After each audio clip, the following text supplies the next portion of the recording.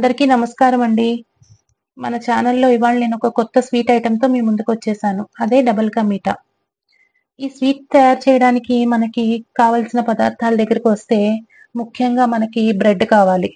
నేనిక్కడ fruit bread తీసుకున్నానండి. ఒక 10 స్లైసెస్ వరకు తీసుకొని మిక్సీలో పౌడర్ చేసి పెట్టుకున్నాను. తర్వాత ఇలాచీ పౌడర్, ఒక కప్పు పంచదార, నెయ్యి, డ్రై ఫ్రూట్స్. ఇక్కడ నేను బాదం, జీడిపప్పు తీసుకున్నానండి. మీకు నచ్చిన డ్రై ఫ్రూట్స్ ఏదన్నా గూడా వేసుకోవచ్చు.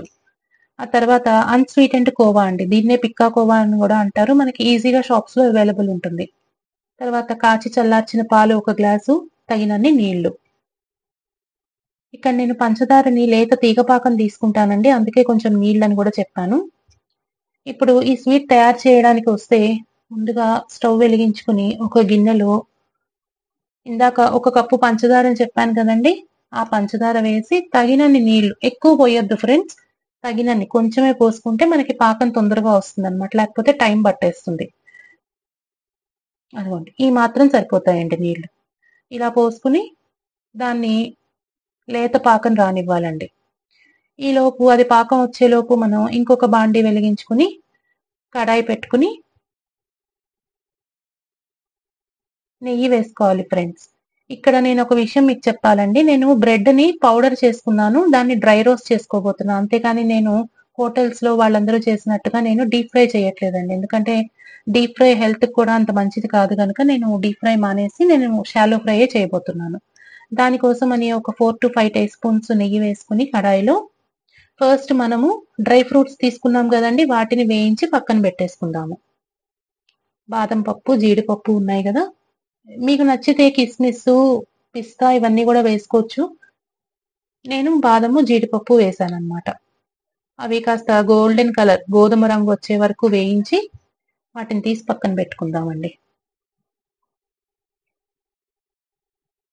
ఇక్కడ మనకి మన పంచదార పాకం గూడా తయారైపోతుంది. ఈలోపు అదే నెయ్యిలో మనము బ్రెడ్ పౌడర్ చేసి పెట్టుకున్నాం గదండీ! అది గూడా వేసేసి రోస్ట్ చేసి పెట్టుకుందాము. ఈ పాకం తయారయ్యేలోపు ఇది గూడా మనకి రెడీ అయిపోతుంది. మనం బ్రెడ్ వేసిన క్షణం నుండి గూడా మనము ఫ్లేమ్ సిమ్‌లో పెట్టి చేయాలండి పని. ఎందుకంటే బ్రెడ్ చాలా తొందరగా మాడిపోతుంది హై ఫ్లేమ్‌లో పెట్టామంటే.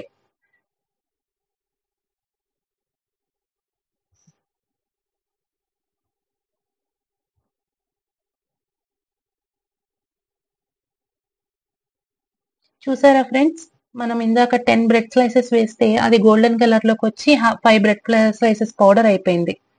ఇక్కడ మన పంచదార పాకం గూడా రెడీ అయిపోయిందండి. ఈ పంచదార పాకంలోనే ఇది వేడిగా ఉన్నప్పుడే మనం ఇలాచీ పౌడర్ గూడా వేసి మిక్స్ చేసేసుకుంటే చాలా ఈజీగా మిక్స్ అయిపోతుందన్నమాట.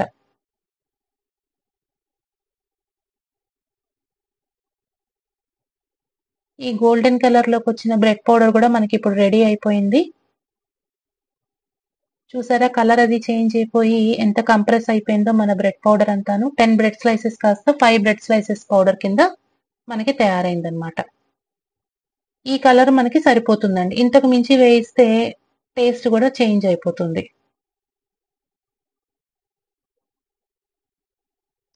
ఇప్పుడు నెక్స్ట్ మనం ఇందులోకి కాచి చల్లార్చి పెట్టుకున్న పాలున్నాయి కదండీ! ఒక గ్లాసు అవి పోస్తున్నానండి నేను. ఈ క్వాంటిటీ 10 బ్రెడ్ స్లైసెస్‌కి నాకు 1 గ్లాస్ మిల్క్ కరెక్ట్‌గా సరిపోతుందండి.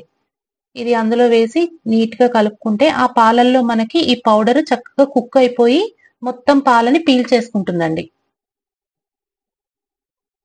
ఈ ప్రొసీజర్ గూడా మొత్తం మనం సిమ్ ఫ్లేమ్‌లో పెట్టుకొని చేసుకోవాలి. చూస్తున్నారా? మీరు చూస్తుండంగానే వితిన్ సెకండ్స్‌లో మనకి ఆ బ్రెడ్ పౌడర్ పాలనంతా గూడా పీల్చేసుకుంటోంది. ఇంకా కొంచెం దగ్గర పడాలండి.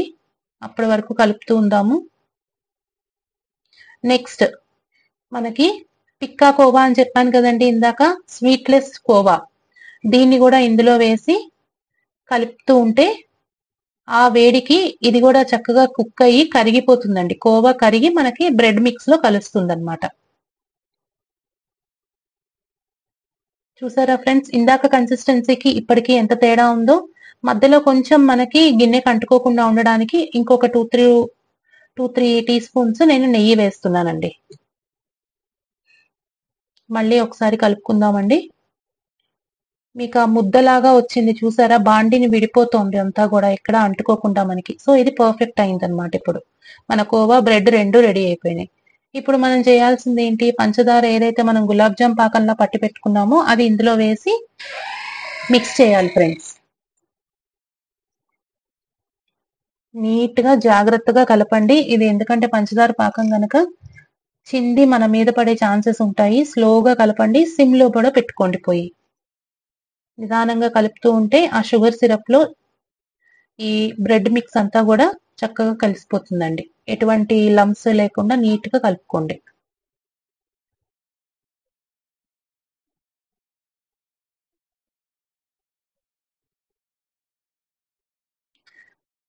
చూసారా అండి, మొత్తం షుగర్ సిరప్ లో మన బ్రెడ్ అంతా కూడా కలిసిపోయింది. ఇంకా కొంచెం కుక్ అయ్యి మొత్తం మనకి ఒక ఉండలాగా దగ్గరకు వస్తుందండి. లడ్డూ లాగా దగ్గరికి ఫామ్ అయ్యే వరకు మనం కొంచెం కుక్ చేసుకోవాలి. ఇంకా ఇందులో మనం ఎక్స్ట్రా ఫుడ్ కలర్ అది కూడా ఏం యాడ్ చేయక్కర్లేదండి.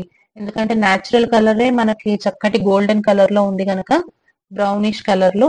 నేనైతే ఫుడ్ కలర్ ఏమీ యాడ్ చేయట్లేదు. ఇంకా మీరేమన్నా యాడ్ చేసుకోవాలంటే అది మీ ఇష్టం.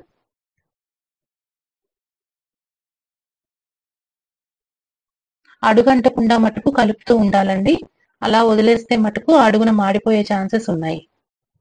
ఎందుకంటే మనం పంచదార పాకం కూడా వేసేసాము. బ్రెడ్ కూడా చాలా లైట్ గా ఉంటుంది టెక్స్చర్.